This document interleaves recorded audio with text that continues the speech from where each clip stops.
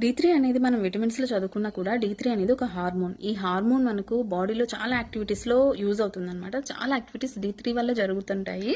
కాబట్టి D3 ఎప్పుడు sufficient రేంజ్‌లోనే ఉంచుకోవాలి. 50-100 బిలో ఉంటే చాలా మంచిదనమాట. ఆ రేంజ్‌లో పెట్టుకునేటట్టు ట్రై చేయండి.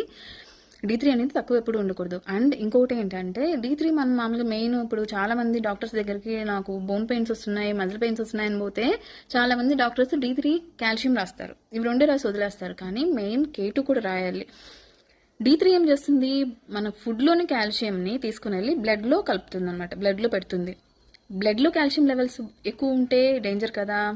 కాబట్టి కాల్షియం ఎక్కడ ఎక్కువ ఉండాలి, మన బోన్స్లో ఎక్కువ ఉండాలి. బోన్స్లో కాల్షియం ఎక్కువ ఉంటే బోన్స్ బాగా స్ట్రాంగ్గా ఉంటాయి, హెయిర్లో కూడా.